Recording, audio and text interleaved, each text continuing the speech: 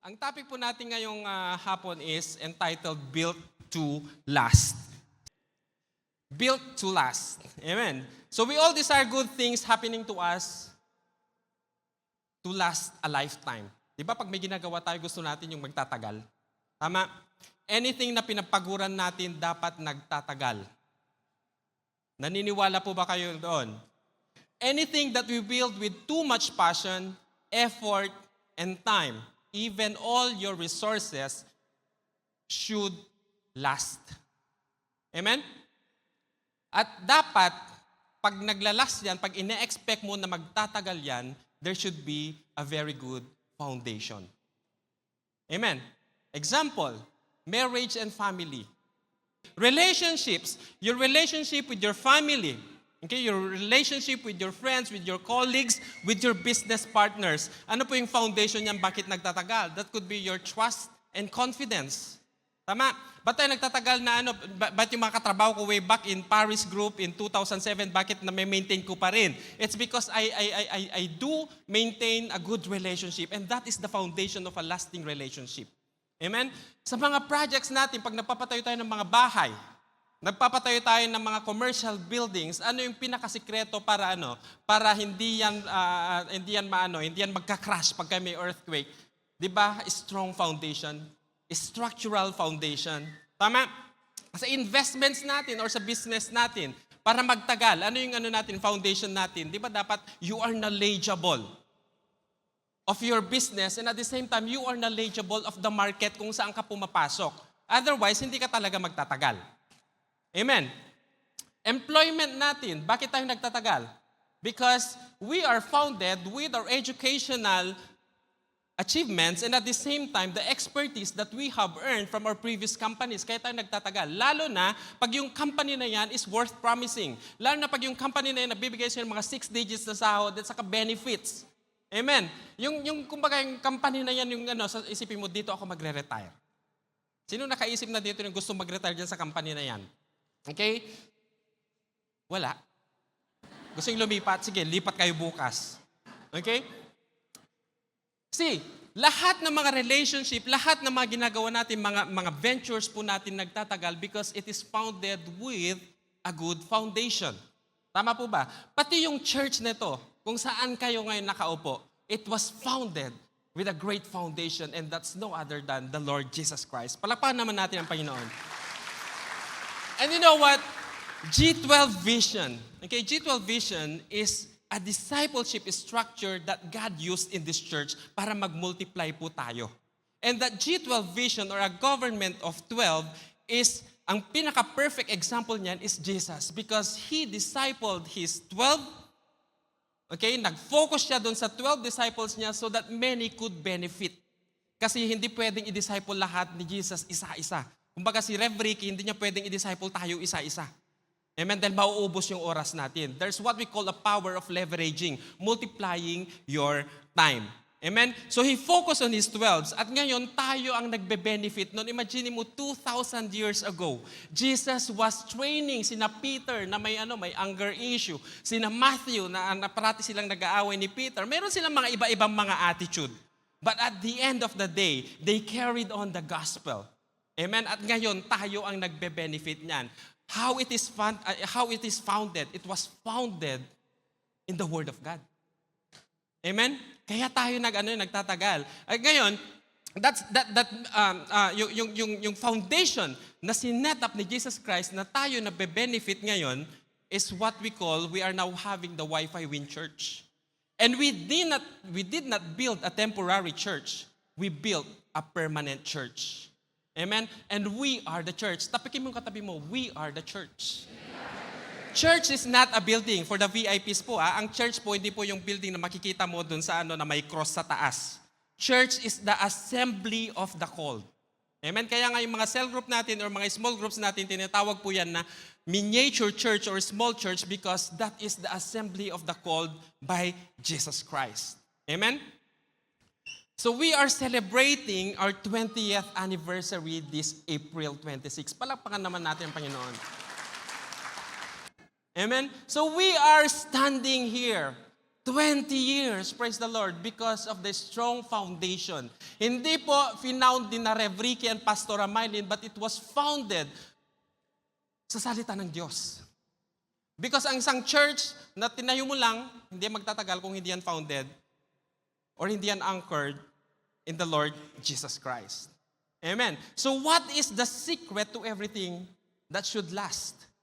It is the foundation should be strong, because to collapse and not to collapse is based on the foundation and structure of what you are going to build. Amen? Yung foundation natin napakahalaga dahil diyan makikita or matitingnan kung magko-collapse ba yan or hindi. I'm going to tour you in Matthew chapter 7 verse 24 to 27. There's this parable in the Bible entitled The Wise and Foolish Builders. Tapikin mo yung katabi mo, are you wise or are you foolish? Okay, pag sinampal ka ng sinabing foolish, foolish talaga siya. Okay, kasi mga foolish talagang nagre-react sila pabigla-bigla. Amen. Sabi ng verse 24, therefore, everyone who hears these words of mine and puts them into practice is like a wise man who built his house on the rock. The rain came down, the streams rose, and the winds blew and beat against the house, yet it did not fall, because it had its foundation on the rock. Asan yung foundation niya? On the rock. Minsan iniisip ko, hindi naman ako engineer, no? Pero ni-research ko talaga, engineer. Ano bang mas strong na foundation doon ba sa rock or sa regular na lupa? Ano bang mas strength? Di bang sagot depende? Huwag mo muna ako sagutin. Depende sa sitwasyon. Kaya nga, pag nagpapatayo ka ng mga bahay, seek the counsel of professionals. Okay? Kaya tayo may mga civil engineers, may mga electrical engineers, meron tayong mga mechanical engineers or structural engineers. Huwag kang magpapatayo ng 10-story building na kinompute mo lang kung hindi ka naman engineer. Delikado yan. Baka wala ka pa sa first floor, gumuho na yan. Sayang yung pera mo. Amen? So, hindi daw siya nag-crash or hindi siya natumba because it was founded on the rock. And then verse 26, it says, but everyone who hears those words of mine and does not put them into practice is like a foolish man who builds his house on the sand. Sino mga nag-try ng gumawa ng castle sa Boracay? Magtaas ng kamay. Kasi hindi pa ako napunta doon. Sino mga nag-try ng gumawa ng castle dyan sa beach, dyan sa Sky Beach or kung saan mang beach? Di ba nag-try na lahat tayo? Di ba dream natin talagang tumira sa castle? Di ba nagpatayo na lahat tayo?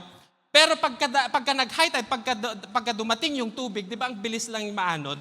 Okay? Ganon yung sinasabi ni Jesus. Pag nagpatayo ka ng bahay mo, okay, ng structure at yung foundation niya sa sand, magiging marupok. Sabi niya, the rain came down, the streams rose, and the winds blew and beat against the house, and it fell with a great crash. Grabe. Hindi lang siya nag-fell ordinarily. Hindi lang siya fell na parang ganun. It was great. Kaya mag-ingat-ingat po tayo na mapagmataas.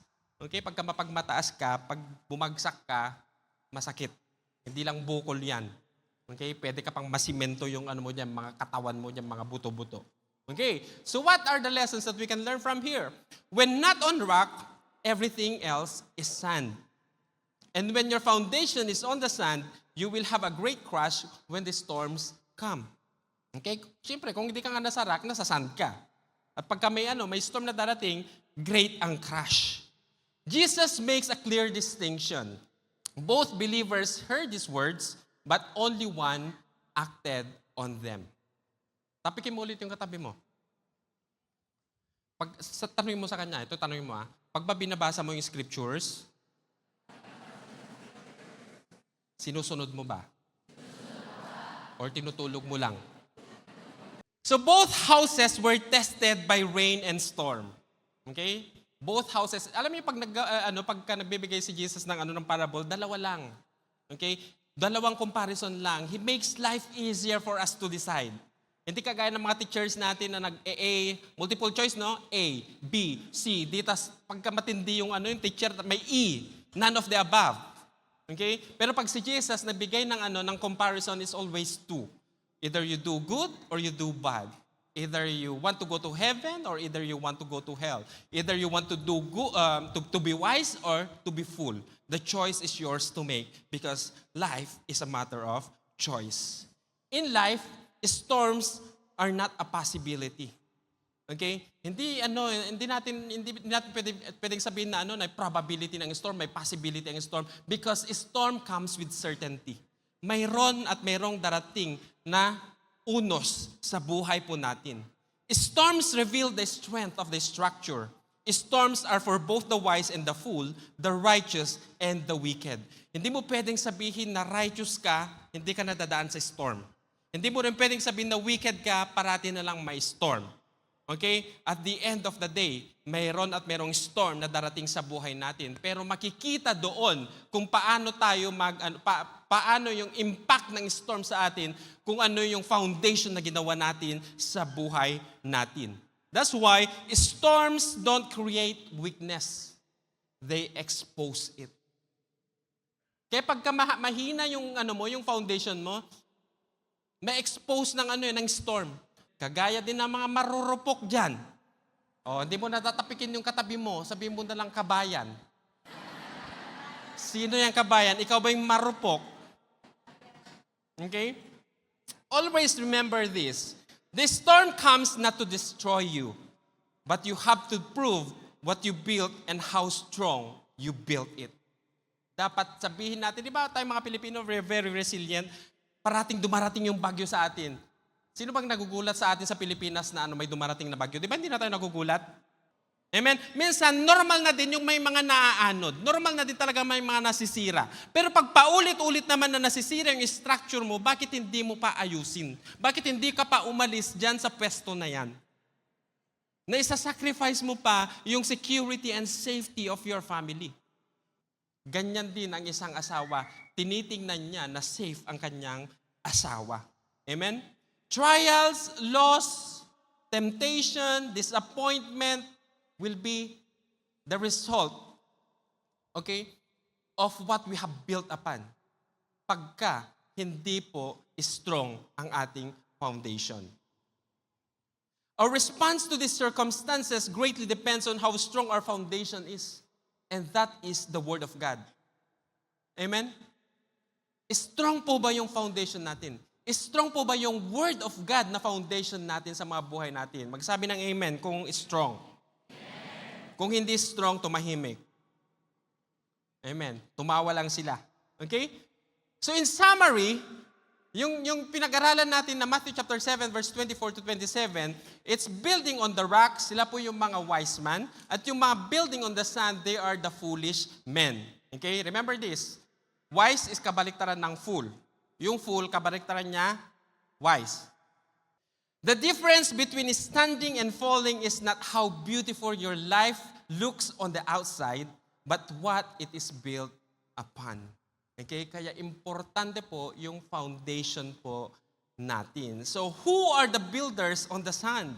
What are the qualities of the foolish builders? Unahin muna natin yung although doon sa scripture, inunan yung mga wise builders, pero unahin muna natin yung mga fool.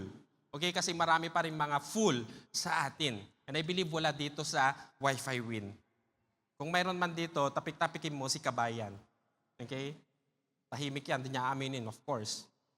Number one, they neglect the importance of building their lives on a solid foundation. Okay? Yung mga fool, they neglect yung importance ng solid foundation. Sasabihin niya, okay, magpatayo ko ng bahay, ma. O magkano yung budget mo? 100,000, ma, pesos. Makakapagpatayo na ba tayo ng ng isang bungalow? 100,000. Kasi sasabihin ng mga engineer, yung 100,000 na yun, parang hindi pa kasya ang simento. Sasabihin mo, grabe naman engineer, ang mahal-mahal mo naman mag-charge. Okay? Actually, bakit mahal yung mga engineers? Kasi grabe, 5 years silang nag-aral. Sa college. Okay? I'm not selling mga engineers dito na pero syempre, we have to respect their profession. Na pagdating sa pagtatayo ng mga bahay, huwag kang magtatayo ng dahil gusto mo. Yung parang abong-abong. Okay, tapos biglang dumating yung signal number 2, wala na. Yung roof mo, nandun na sa kabilang barangay. Kinuha na ng mga yung mga nagbabakal. Okay? 100,000. That's why, do not sa kaka-budget nyo. Sa kakatry nyo na mag-save, nasa-sacrifice yung quality, delikado din po yan. Amen? Kaya pagka balak nyo pong magpatayo ng bahay, always consult an architect or an engineer. Okay? And then magpa-pray kayo sa pastor nyo. The foolish builder neglects the foundation by opting for a quick and easy construction process. Yung mga hilig dito sa instant. Di ba masarap yung instant noodles? Masarap yung instant coffee? Pero ang health benefit niyan, wala. Lahat ng mga instant, okay? Lahat ng mga instant, mayroong yung mga hidden agenda yan. Kahit sinasabi na instant transfer, instant boyfriend, instant girlfriend. May mga hidden agenda yan. Mag-ingat-ingat kayo, sabihin mo, kabayan, mag-ingat. Most of us go with beauty and not stability. Diba? Gusto natin yung mga maganda lang, hindi stable. High-paying job, but it's not stable. Basta kumita lang ako, sige lang, lahat mga part-time. Sometimes we rely our stability in the temporary. Happy boyfriend and happy girlfriend, nagkakilala lang sila sa dating app. After 1 week or 2 weeks, mag-boyfriend na daw sila. And they're very, very happy. And then napakasal sila. After 2 months, hiwalay na sila. Because there's no foundation there. Take note of this. When emotions are high, wisdom is low. Louder! When emotion is high, wisdom is low. Ulitin mo sa katabi mo, when emotion is high, wisdom is low. Sabi mo, kabayan. Remember that. Anyone or anything that is valuable and important is worth the wait. Amen? Kung mahal mo talaga siya, kapatid, mag-antay ka. Kung may gusto kang bagay or gusto kang marating sa buhay, mag-antay ka. Sabi ng kanta, basta't maghintay ka lamang. Amen? Huwag kang magmadali dahil ang mga nagmamadali ay nagkakamali. Amen? Do not be impressed of people who have flashy possessions or lifestyles, but be impressed on their foundation. Is he really that stable? Okay? Kaya dapat pag nakatingin tayo sa mga tao, yung stability titingnan natin. Amen? Single ladies, magtaas-taas ng kamay.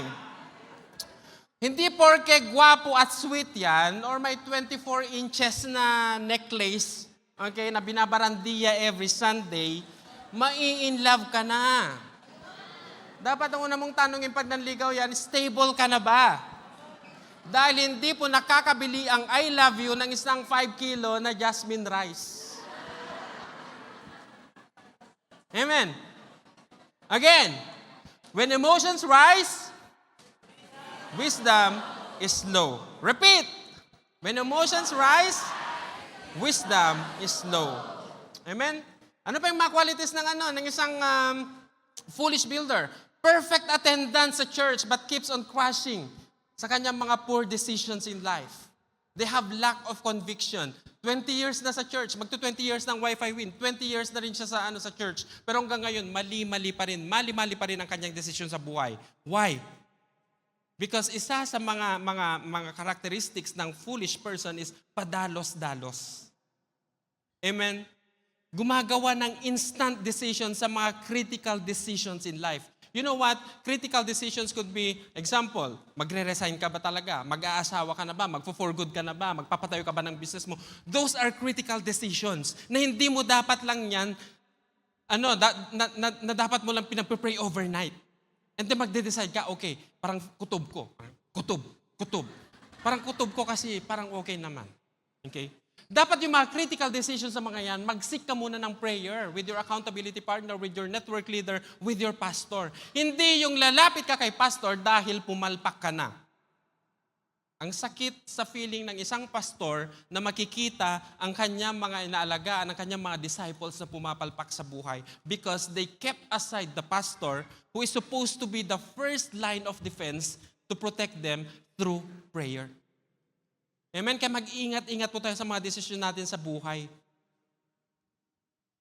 Amen?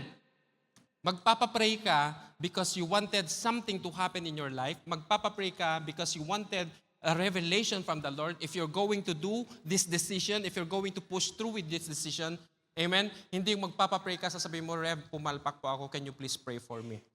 Amen? Ang sakit po nun sa isang pastor. With what is happening currently, di ba may regional conflict na nangyayari? How strong is your physical and spiritual foundation? Pag ba nakakarinig pa rin kayo ng mga alerts, kinakabahan pa rin ba kayo?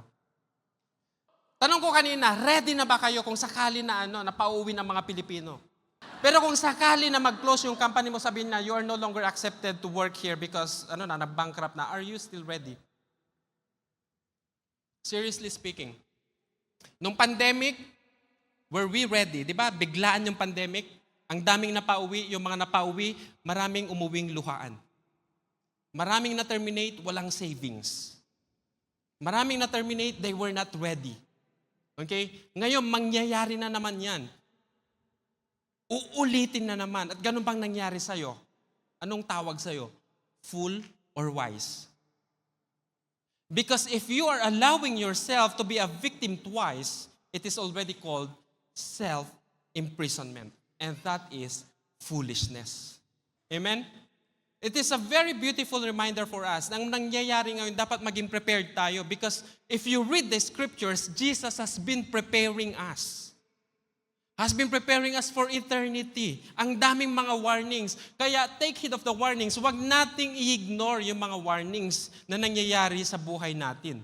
Okay? One sign of foolishness is not being prepared after various and several warnings. Tapikin mo yung katabi mo. Tapikin mo lang, huwag kang matulog ka mo. Next, who are the wise builders? Medyo masakit na yata yung sa mga foolish builders, kaya move na tayo sa wise builders. Okay, para makamove on na kayo. Number 1, they understand the Word of God. Okay? The Word is our very strong foundation. That is the Bible. Keep a regular reading of the Bible and meditate day and night. Kami po ng asawa ko, ang meditation namin ngayon is sa Book of Psalm. Okay? Book of Psalms. So, every morning, meron kaming isang chapter and then every evening, may isang chapter. Every morning, may isang chapter. So, like in college, meron tayong tinatawag na mga foundational topics. Kunwari, sa accounting, meron tinatawag na basic accounting 1 and 2. Partnership and corporation accounting, mga ganun. And then, pagka na-master mo yung basic accounting na yon, okay, you are now ready for second year, third year, fourth year, fifth year. Mga higher accounting na yon. Dahil pag hindi mo na-master yung basic, talagang bagsak ka. Amen? Ganon din sa medicine. Pag hindi mo na-master yung mga courses sa physiology, yung mga PT, mga ganon, grabe ang tindi ng nila, ng mga pinag-aaralan, mga libro nilang kakapal. Samantalang ako ganyan lang, di ko pa mabasa-basa. Okay? It's by the grace of God na nakagraduate ako. Amen? Pero siyempre, paghihirapan natin. Ang foundation natin, kailangan natin paghirapan. Amen? Kayong mga youth, paghirapan yung foundation nyo. Hindi pwedeng kumita lang kayo, makaland kayo ng magandang trabaho na mga 3 lahat yung grade nyo. Hindi pwede yun. Dapat maglagay din kayo ng mga 1.0 or 1.2. 1.0 being the highest. Amen? Sa buhay po natin, worry comes, shaking comes. Amen? But you will never fall if you are anchored in the name of Jesus. Hindi prinamis ng Lord na pag naging born again ka, pag nag-attend ka dito sa church, wala ka ng problema. In fact, tayo dito may kanya-kanya tayong mga problema. Depende sa kakayahan mong humawak ng problema, yun yung problema na ibibigay ng Lord sa'yo. Amen? Pero ang promise ng Lord, bago ka bumigay, He will catch you. Sabi niya sa Book of Corinthians. Amen? When storms come, are you ready? Pagkadarating ba yung unos ng buhay natin right at this moment, are we ready? Sino po yung ready na magtaas ng kamay? Hindi tayo ready? Okay. So siguro, ito yung topic natin ngayon para maging ready tayo. Para next week, pag tumayo ako dito, tatanungin kung sinong ready, at least may 3 nang magtatayo ng kamay. Magtataas ng kamay. Amen? Number 2, obedience to the Word of God. Do what it says. Sabi nga niya dun sa verse 26, but everyone who hears these words of mine and does not put them into practice is like a foolish man who built his house on the sand. The rain came down, the streams rose, and the winds blew and beat against the house, and it fell with a great crash. Amen? Maganda po na nandito po tayo every Sunday. Maganda na napupunta po tayo every Tuesday. Maganda po that we are always perfect, our attendance with our cell group.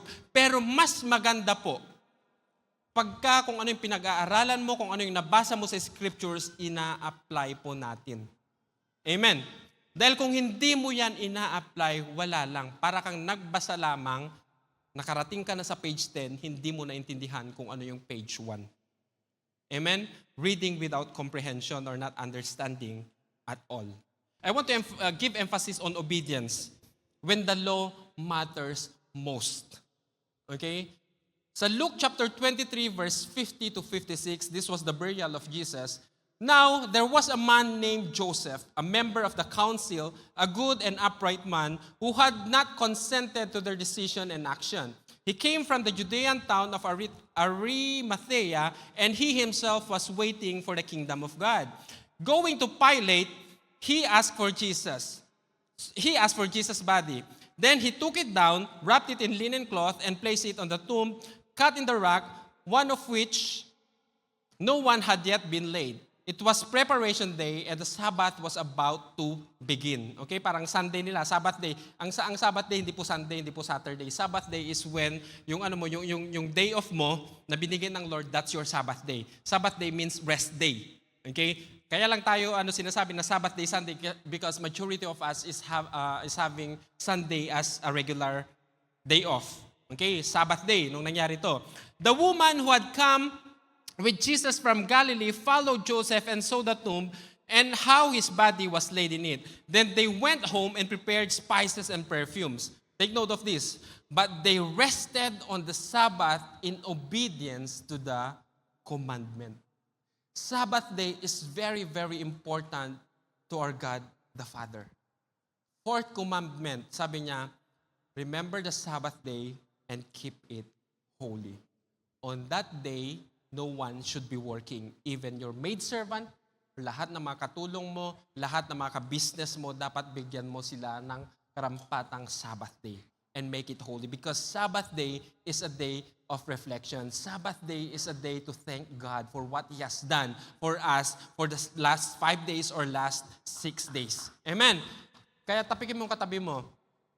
Thank you, Lord, dahil ina-enjoy mo yung Sabbath day mo ngayon. Dahil marami pong gustong magkaroon ng Sabbath day, hindi po sila binibigyan ng kanilang mga boss. Keep track on God's direction. Amen? Honor the Sabbath day, always. Obey even in disappointment or time of loss. Itong mga babae na to, mga disciples ni Jesus, okay, they were preparing spices para sa kanyang burial. Pero sabi nila, oops, it's Sabbath day. Umuwi sila para lang mag-gather, para magkaroon ng fellowship. Ganyan din po dapat ang gagawin natin sa buhay natin. If you really obey, and one of the signs of a wise builder is you are obedient to the Word of God.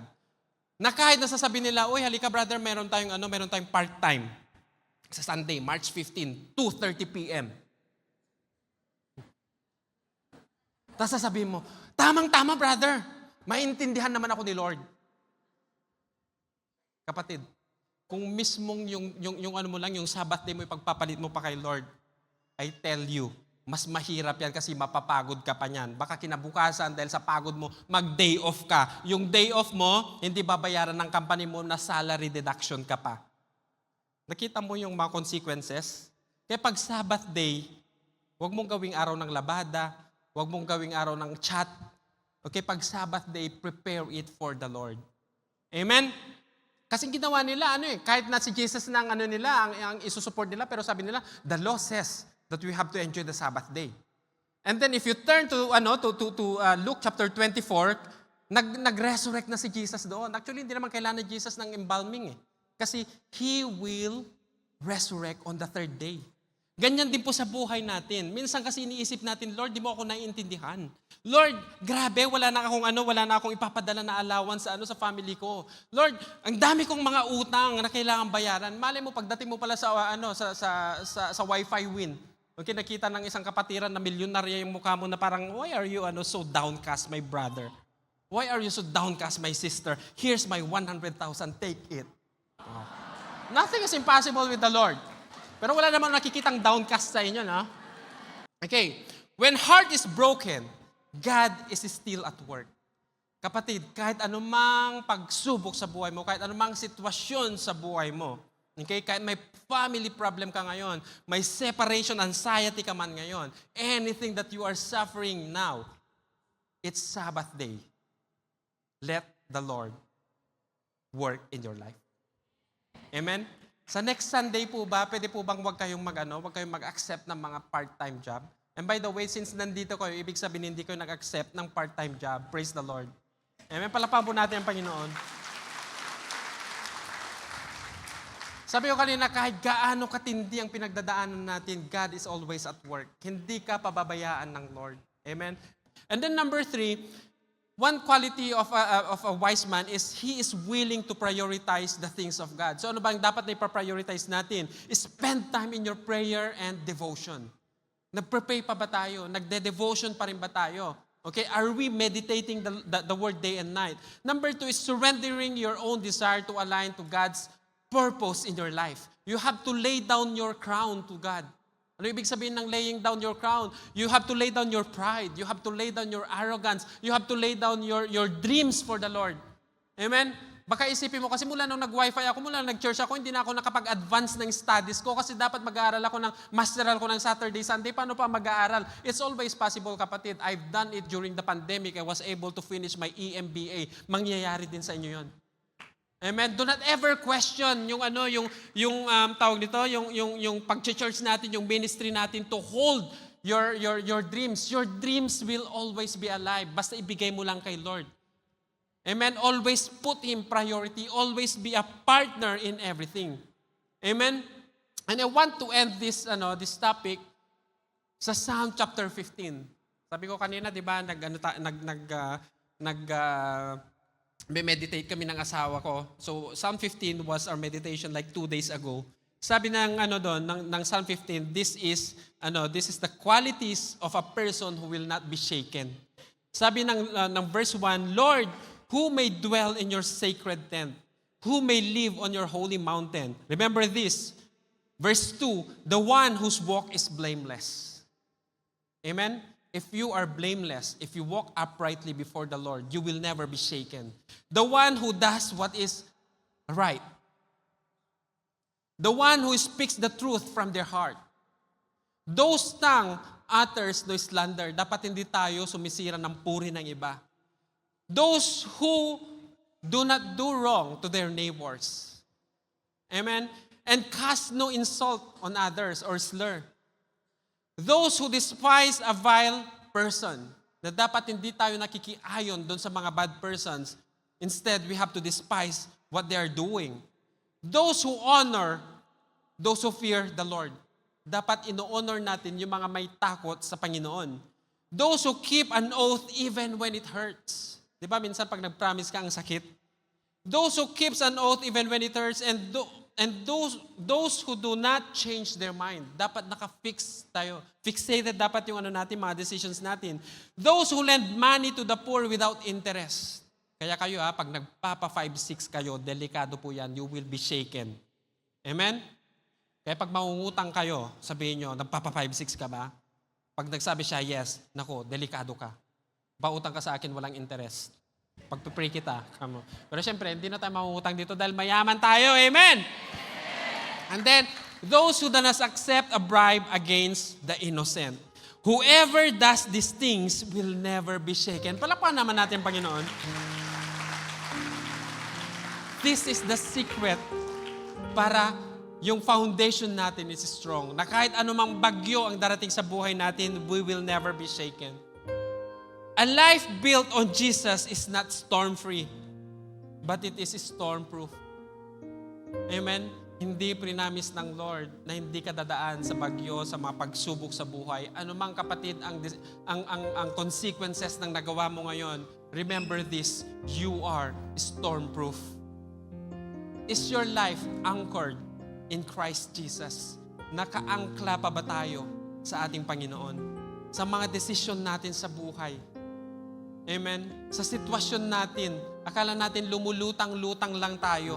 Amen? Magandang lumutang-lutang sa presensya ng Lord, pero hindi ka makakalayo kasi yung angkla mo na kay Jesus. Amen? Wag na wag po tayong lalayo sa boundary of grace of the Lord. Amen? And lastly, sabi ng Psalm chapter 62 verse 2, truly He is my rock and my salvation. He is my fortress. I will never be shaken. Tapakin mo yung katabi mo, you will never be shaken. Just anchor your faith in the Lord Jesus. Palakpakan po natin ang Panginoon. Hallelujah. Okay, so syempre hindi po natin palalagpasin ang araw na to call our VIPs. So can we bring them here? Sa mga nag-invite po, sige pakialalayan po sila. No? Praise the Lord, palakpakan natin ang Panginoon. Ang dami po ng ating mga VIPs. Amen. Okay. So, marami pong salamat sa pagdalo sa gawain po ng Panginoon. And we always say that you are the fruit of our prayers. Amen. Congregation, please, silence. Silence, please. Okay, so inuulit ko po, you are one of the fruit of our prayers. No? And nagpapasalamat kami sa buhay ninyo dahil nandito po kayo. No? Masaya po kami, pero mas masaya po ang langit ngayon. Amen po ba? Okay, and siyempre si Lord, hindi po kayo dinala dito just to be blessed by His Word, but also to receive the perfect gift of salvation. Amen? So yun po yung pinakamahalagang matanggap ng isang tao dito sa mundo. No, yung kaligtasan po na tinatawag. Bakit po natin kailangan ng kaligtasan? Kasi sabi po ng Biblia, lahat daw po tayo ay makasalanan. No, at bilang mga kasalanan, ang kabayaran po sa ating kasalanan ay kamatayan. And that death is not just a physical death. It is the eternal separation from God. Okay? Yun daw po ang kabayaran ng kasalanan. That is the bad news. But don't be sad kasi kahit may bad news, meron naman pong good news. Ang good news po is meron daw pong regalo na nagmumula sa Diyos sa pamamagitan ng ating Panginoong Jesus. At yun po yung eternal life. Amen? So, lahat po tayo gusto magkaroon ng buhay na walang hanggan. Amen po ba? Lahat pagka tinanong, gusto mong pumunta ng langit, lahat magsasabi ng oo. Walang magsasabi na ayoko, gusto ko pumunta ng impyerno. So, salamat sa Panginoon, no? Kasi gumawa na siya ng paraan para po tayo makapasok sa kanya pong kaharian. Okay? Hindi na natin pang kailangan pahirapan yung atin pong sarili. Hindi na natin kailangan pang ipako yung ating sarili, bitbitin ng cross, hampasin yung ating likod, lumuhod sa asin, no, lumuhod sa tamtax para mapatawad sa ating kasalanan. Ang kailangan lang po nating gawin, okay, ay tanggapin ang ating Panginoong Jesus bilang Diyos na tagapagligtas.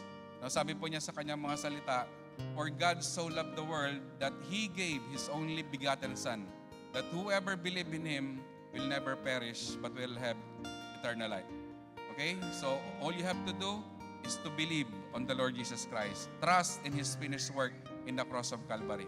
No, wala ka nang dapat gawing kapatid. Hindi mo na kailangan pasarin ng cross. Hindi mo na kailangan pahirapan ng sarili mo para lang mabayaran yung mga kasalanan mo. Kasi may gumawa na. And that is the greatest gift of all that God has displayed to humanity. Amen po ba? No, hindi sa mabubuting gawa po tayo maliligtas o pagsama ng relihiyon. Wala pong nakasulat sa Biblia na gano'n. No, tanging daan lang po sa kaligtasan, tanging daan papunta sa Ama ay ang atin pong Panginoong Jesus. Wala na pong iba.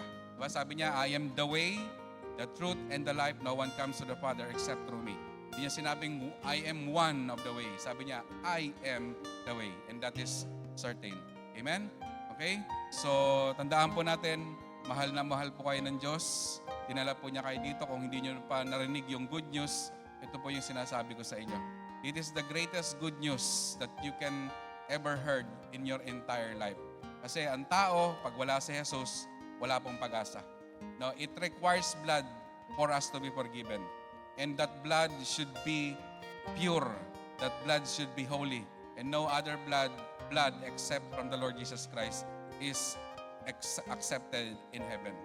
So yung dugo ng Panginoong Jesus, yun po yung naghugas sa ating mga kasalanan. Kapag nanampalataya po tayo sa Kanya bilang Diyos natin nagtagpagligtas. Amen? By the way, yung pong word na believe, no? It's not just an ordinary that you I believe that this chair can carry me. Ang ibig pong sabihin nun is to surrender your life to Jesus. Okay? So believe means not just a simple believing, but it should be a surrendered life to Jesus. So yun po, no? And because Jesus died for us publicly, we have also to declare our faith publicly. No? Na i-declare po natin ng ating mga labi na siya po ay Panginoon ng ating buhay. Amen? Sabi po ng Romans 10:9-10, if you declare in your mouth that Jesus is Lord and you believe in your heart that God raised Him from the dead, you will be saved. Amen po ba? So it requires declaration through your lips from your heart that Jesus is Lord. At sabi ng Bible, you will be saved. Amen? So can I invite you to this simple prayer, no, called prayer of acceptance? Sabi, declare with your mouth that Jesus is Lord. So this prayer is not a change of religion. This is a declaration of your faith that you trust Jesus, that you trust His finished work on the cross for you to enter His kingdom. Amen? So let us please raise your right hand. And congregation, please intercede and repeat after me. VIPs. Father in heaven, open your lips, kahit mahina lang po. Father in heaven, I thank you for this day, for I have heard the good news that your Son, our Lord Jesus Christ, was sent from heaven to earth to die for our sins. Today, Lord, I acknowledge that I am a sinner and I don't any hope apart from the Lord Jesus Christ. Today, I ask for your forgiveness and surrender my life to you. Today also, Lord, I declare in my lips, from my heart, that you are Lord and Savior of my soul. Today, Lord, my name will never be blotted out from the book of life because you have already written it. Today, Lord, I submit to your will and I speak this not only from my lips but from my heart. Thank you, Lord. This I pray in Jesus' name. Okay, let me pray for you. Father in heaven, thank you so much, O Lord God, for the lives of these VIPs, for all these beautiful souls, O God, that you have brought here in our church. And thank you, Lord God, because you are the God who is all-knowing. You know every situation, O Lord God, of these brethren. And we pray, Lord God, in unity together with the entire church, O God, for blessing, O Lord God, to be upon them. Meet their needs, O Lord God, according to your richness. Meet everything, O Lord God, that they need, O God, in their very situation. Trabaho man yan, restoration ng relationship niya sa kanilang, kung sino mang miyembro sa kanilang pamilya, or sickness, O Lord God, let there be healing. Lord, let there be miracle, O Lord God, to happen, Panginoon, sa buhay ng mga kapatid na ito. And we pray, of course, O Lord God, that this will not be the first and the last meeting, the first and the last day, O Lord God, na makakasama namin sila. But this is just the start, O Lord God, of their beautiful journey with you, Lord Jesus Christ. Maraming pong salamat, Lord. We entrust all them to you. And again, I speak blessing, favor, and success, O God, and good health and wealth sa buhay, Panginoon, ng mga kapatid na ito. In Jesus' name, amen and amen. Hello everyone! Kung kayo po ay na-bless sa message ng Panginoon sa araw po na ito, I encourage you to like, follow, or subscribe and share the link of this preaching sa inyong pong mga mahal sa buhay, sa inyong pong mga kaibigan. God bless and see you next week.